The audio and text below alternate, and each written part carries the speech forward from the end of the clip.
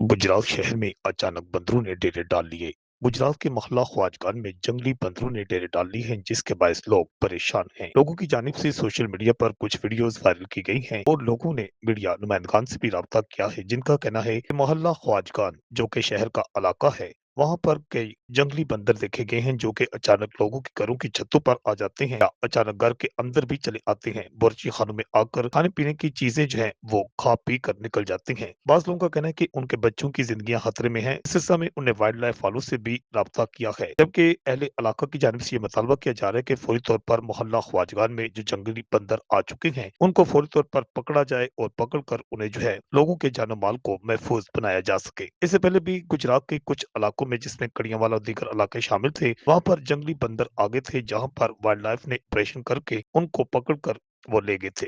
Report Akash Niazi, Gujarat.